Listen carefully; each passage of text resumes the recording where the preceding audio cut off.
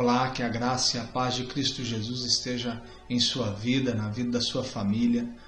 Um prazer poder falar com vocês que estão assistindo o programa Renovando Vidas, especialmente para a Ângela, para o Canela, que estão aí no estúdio, nosso querido Canela.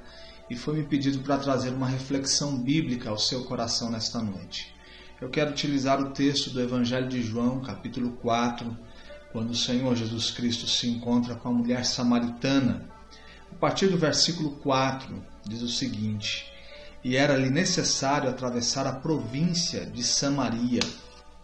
Chegou, pois, a uma cidade samaritana chamada Sicar, perto das terras que Jacó dera a seu filho José. Estava ali a fonte de Jacó, cansado da viagem. Assentara-se Jesus junto à fonte por volta da hora sexta, em torno do meio-dia. Nisto veio uma mulher samaritana tirar água, e disse-lhe Jesus: Dá-me de beber, pois seus discípulos tinham ido à cidade para comprar alimentos. Então lhe disse a mulher samaritana: Como sendo tu judeu, pedes de beber a mim, que sou mulher samaritana? Porque os judeus não se dão com os samaritanos. A história vai até o versículo 30, a gente vai ler até esse versículo 9, e depois você pode ler em sua casa. Nós estamos diante de um encontro improvável. Todo judeu que tinha um conhecimento histórico relacionado à questão social, religiosa, em todos os conflitos que já haviam existido entre os judeus e os samaritanos, quando faziam esse trajeto da Judeia para a Galileia, havia uma opção chamada Rota da Transjordânia. Era uma rota com 14, 15 quilômetros a mais, que todo judeu fazia para não ter o risco de passar por Samaria e ter a infelicidade de se encontrar com um samaritano. Então o encontro é improvável pelo conflito histórico que existe entre os judeus e os samaritanos. Você vai ver o espanto da mulher perguntando a Jesus: Como sendo você judeu, conversa comigo que sou samaritana? Os judeus não se dão com os samaritanos. Quando começa essa briga histórica? Após o exílio, os judeus voltam para Jerusalém e encontram pessoas que haviam continuado a sua vida naquele lugar e outros estrangeiros que, vendo a cidade totalmente assolada, destruída, escolheram aquela geografia para desenvolver a sua vida. Então, Israel é levado para o exílio e alguns ficam em Jerusalém e outros começam a habitar esse lugar destruído. Automaticamente, eles vão construindo a sua vida, a sua história, constituindo família, tendo filhos. E os filhos desses estrangeiros que habitam esse lugar destruído na época do exílio vão crescendo junto com os filhos dos judeus. Chega o tempo onde eles se tornam adolescentes, jovens, adultos, e há um encontro de amor entre os judeus e essas pessoas que haviam invadido esse ambiente na época do exílio. O que acontece é o casamento do judeu com os estrangeiros, com aqueles que haviam invadido. Como resultado desse casamento, dessa relação afetiva, surgem os filhos. E esses filhos são conhecidos como os samaritanos, considerado uma raça mestiça, pessoas que haviam sido geradas a partir de uma junção indesejada pelo judeu ortodoxo, e também gente impura diante da religião, socialmente, e não há nenhum tipo de relação sendo desenvolvida entre eles. Os conflitos vão se intensificando, eles são considerados rebeldes políticos, uma religião manchada e contaminada é desenvolvida pelos samaritanos. Eles levantam no Monte Gerizim um templo para adoração. Depois você vai ver que mais para frente nessa história a conversa sobre adoração passa a ser estabelecida entre essa mulher e Jesus. Ela pergunta se é no Monte Gerizim, onde havia sido instituído um templo, um ambiente da adoração, que depois foi destruído pelos judeus, isso intensificando o conflito, a briga e o distanciamento entre eles. Se um judeu quisesse ofender alguém, esse era o xingamento que saía dos seus lábios, que essa pessoa era um samaritano. E de repente vem Jesus e, de uma forma, parece desconsiderando todo esse conflito milenar, esse distanciamento histórico, se aproxima dessa mulher e começa a conversar com ela. João ainda nos fala de uma necessidade de passar por Samaria. Parece que ele está querendo nos sinalizar que havia todo um projeto divino para esse encontro, uma necessidade que não estava relacionada à sede do mestre, mas à sequidão do coração dessa mulher. E esse encontro é um encontro transformador, onde a conversa se estabelece sobre um poço que existe água diante de um Cristo sedento, mas a finalidade de toda essa conversa era que a sede dessa mulher fosse saciada, que o seu coração fosse tocado pela graça e pelo amor de Deus. Então, é nesse caminho que eu gostaria de conversar com vocês, sobre essa água que se derrama sobre corações secos, sobre a alma sedenta, e esse visitar gracioso de Deus em meio aos nossos dias agitados, em meio à nossa desesperança, em meio ao nosso pecado, a nossa história que carrega uma vergonha, carrega aspectos que nós nem gostamos de lembrar. E a primeira coisa que me chama a atenção é a agenda de Jesus aberta para o perdão e para esse encontro. Como alguns podem saber, havia todo um ritual para o perdão, para essa relação com Deus estipulada pela estrutura religiosa. Havia um dia específico para o dia do perdão, o dia de Yom Kippur. Qualquer relação que se estabelecia com Deus e qualquer consciência que gostaria de receber o perdão e o coração ser transformado deveria esperar esse dia. No entanto, em Jesus a gente percebe essa possibilidade se tornando uma realidade em qualquer dia da semana, em qualquer horário. Esse dia já não é mais um dia único no calendário, mas passa a ser um dia que está aberto, independente da hora, do lugar e do momento. Ele extrapola esse condicionamento religioso dentro de uma estrutura, em um dia fixo, em uma hora, e se torna possibilidade de um encontro real. Quando essa agenda do perdão, da graça, da restauração acontece à beira de um poço, em Sicar, uma mulher samaritana, isso é o símbolo, o sinal do que o Evangelho vai nos proporcionar a partir da vida, morte e ressurreição de Jesus. O que eu estou querendo te dizer é uma boa notícia nesse dia.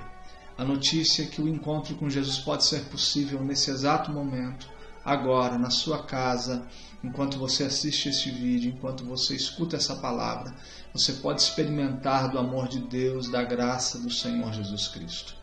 Nele, esse encontro se torna possível e uma realidade pode ser construída. Um novo e vivo caminho foi aberto pelo seu sangue, que nos dá a oportunidade de chegarmos num ambiente onde a relação com Deus está pacificada, a certeza que estamos reconciliados com Deus e não há mais nenhuma mancha na nossa história que possa nos impedir. Por causa do seu sangue nós somos justificados. Então a necessidade era uma necessidade de um coração que precisava do perdão. E Jesus passa pela história dessa mulher. A agenda de Jesus está aberta para um encontro belo e transformador com a mulher samaritana.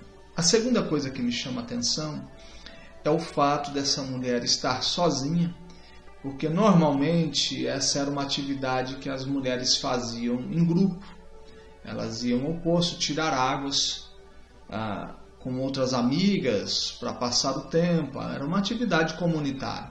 Então essa mulher está sozinha.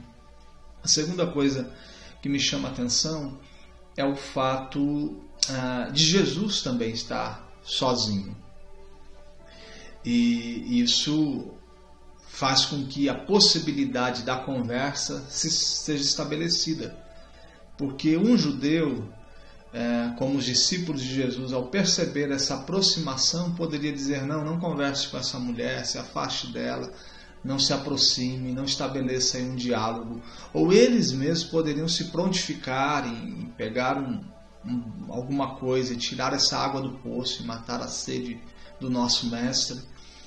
Mas nenhum discípulo estava ali. O texto nos fala que eles tinham ido comprar alimentos, cansados da viagem, precisando se alimentar, comer. E Jesus estava sozinho. Ao meio-dia, normalmente era um horário que essa atividade não era feita. A escolha do horário para essa atividade era pela manhã, quando o sol estava nascendo ou quando o sol estava se pondo, por causa da dificuldade, né? Exigia um esforço físico e o horário mais propício não era ao meio-dia, como era esse horário desse encontro. E se algum discípulo tivesse ali, provavelmente também não permitiria, porque havia um entendimento que ao pegar alguma coisa das mãos de um samaritano, um judeu, que conhecia todo o distanciamento histórico, social, religioso, entendia que ao pegar alguma coisa sólida da mão de um judeu, teria possibilidade de ser contaminado por aquilo que tomava. Agora, algo líquido, a contaminação era certa, e toda a história considerada pelos judeus uma história carregada de impureza, cairia sobre aquele que pegava um elemento líquido, como a água, e tomava. Então, ao fazer isso, Jesus estava trazendo para si, dentro do entendimento judaico, toda a impureza histórica dos samaritanos. E por esse motivo, provavelmente, os discípulos diriam: não, mestre, deixa que a gente toma isso. Então é uma conspiração divina. O que eu estou querendo dizer é que existiam vários fatores que contribuíam para que esse encontro se tornasse uma realidade, para que essa mulher experimentasse. Há uma convergência de fatos que foge o controle dela, mas estão bem estabelecidos e conectados com essa vontade amorosa de Deus em vir ao nosso encontro. Eu gosto do profeta Jeremias, quando ele fala: com amor eterno ele nos amou e com amável benignidade ele tem nos atraído. Esse amor que vai nos chamando para ele, para os seus braços, o amor de Deus que vai de alguma forma nos seduzindo e nos tornando seres que, ao sermos amados por Deus, passamos a amar, que passamos a compreender a beleza da obra da redenção e do amor de Deus revelado em Cristo Jesus. Quem sabe estar ouvindo essa mensagem nessa noite, nesse exato momento, é uma prova concreta do amor de Deus conspirando ao seu favor.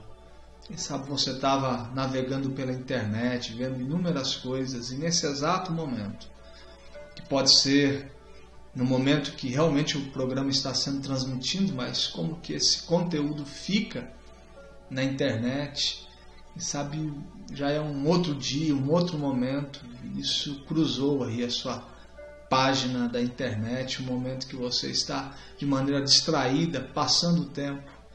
E quem sabe tudo isso é uma forma de você perceber a conspiração do amor de Deus, inúmeros fatos conduzindo você a entender a beleza do amor de Deus e o poder transformador que existe nele em relação à sua vida, ao ponto de redimir toda a sua história. A primeira coisa, então, é essa agenda que está aberta, essa porta que se abre para uma relação que era impossível sem Jesus, de ser experimentada e vivida. Essa agenda diante da nossa indignidade, diante da nossa vergonha, dos impedimentos que são inúmeros, o nosso pecado que nos afastava, de repente a agenda da graça se abre a partir do Filho e nós podemos chegar em plena certeza de fé, sabendo que seremos aceitos não porque existe em nós algo bom, mas porque em Cristo Jesus a graça de Deus se derramou sobre nós. A segunda coisa são esses acontecimentos que parecem tão comuns, tão ordinários, coisas que fazem parte de um dia normal e a gente não consegue ter a percepção porque a gente está vivendo isso, né? Mas quando a gente olha um texto como esse, você vê os inúmeros fatores que estão contribuindo, conduzindo a história para esse encontro. Então, isso é muito belo no Evangelho do Senhor Jesus Cristo, nesse amor que vai conduzindo e de repente a gente dá de cara com a cruz de Cristo, e a gente fala como isso aconteceu. Foi o próprio Deus assumindo a responsabilidade de fazer com que esse encontro se tornasse uma realidade. E profundamente o meu desejo nessa noite é que esse encontro seja uma realidade na sua vida, aí na sala da sua casa, ou no seu quarto, não sei como você está, como está o seu coração, mas a minha oração é que você possa experimentar disso nesse exato momento. A terceira coisa que me chama a atenção é porque a conversa vai se estabelecendo, você pode me dar a água, e ela fala, mas você vai aceitar, e aí Jesus começa a inverter a sede, porque já não é mais uma sede física de um cansaço da viagem, ele começa agora a dar um diagnóstico do coração, da alma dessa mulher. Ele diz, na realidade eu estou aqui pedindo água, mas quem precisa beber de uma água diferente que esse poço não pode fazer brotar de si mesmo, é você. E eu gostaria que você experimentasse disso, e ao experimentar disso, você vai matar toda a sua sede histórica, a sequidão do seu coração. E eu vou fazer com que você experimente de algo que até hoje foi impossível a partir dessa água que está aí, ou de tudo aquilo que foi construído na história da sua vida. E ela vai entendendo tudo isso e perguntando, mas como que eu posso beber dessa água? E ele está dizendo, eu afirmo que se você beber dessa água, você tornará a ter sede. E no versículo 14, aquele porém que beber da água que eu lhe der nunca mais terá sede. Pelo contrário, a água que eu lhe der será nele uma fonte a jorrar para a vida eterna. Quando ela escuta isso, ela passa a desejar profundamente, ela diz, Senhor, me dá dessa água, para que nunca mais eu venha aqui buscar dessa água. Aí ele diz, então vai, chama o seu marido. É nesse momento que não só há uma proposta de matar aquela sede momentânea, mas é uma redenção da sua história. Há um perdão que vai se estender sobre toda a sua vida, porque ela diz, olha, agora ficou difícil porque eu já tive 4, não sabendo se os 4 eram meus. Eu estou no 5º, mas esse 5º também não está resolvido. Ele mas também não é meu. Eu não posso chamar o meu marido. Eu não posso chamar aquele que de vez em quando eu me encontro como marido, nem para estar aqui. Eu já tive 4, estou no 5º. E infelizmente, quem sabe esse era o motivo que fazia essa mulher estar sozinha ao meio-dia, não é? Uma vergonha da sua própria história, do que ela havia feito, do que ela havia se tornado. Essa incapacidade de olhar no espelho e se sentir feliz com o que é, com o que fez. E estar plena pela pessoa que se tornou, pelos acontecimentos que a gente é responsável em promover na nossa própria vida, na nossa própria história. E quando ela diz isso, Jesus fala, ok, então era aí que eu queria chegar. Você está percebendo que a sua história é uma história que precisa de perdão e de redenção. Você está percebendo que existe algo que não vai ser mais resolvido no colo de um homem, nos braços de uma nova pessoa. Existe uma sequidão no seu coração que você tem procurado saciar, diminuir a partir de encontros que jamais conseguirão preencher. Mas essa água que eu te der fará com que esses vazios e esses buracos na sua existência e no seu coração sejam preenchidos. E é essa água que eu te ofereço nessa noite. Os rabinos até concordavam com a possibilidade de 3 casamentos, mas 5 casamentos, não sabendo se o último era um casamento de fato. O que eu estou querendo dizer que Jesus está tocando num ponto, não é para trazer a vergonha e a condenação e a culpa, para colocar um piano mais pesado nas costas dessa mulher e fazer com que ela saia daquele ambiente muito mais culpada e com a consciência pesada por tudo aquilo que ela já havia experimentado e vivido. Ele está mostrando a história dela para mostrar o perdão e a graça dele e a possibilidade de uma nova vida. A água que eu te der fará com que esse passado que traz consigo a vergonha seja apagado da sua vida. Quem sabe eu falo com gente que está assim nessa noite.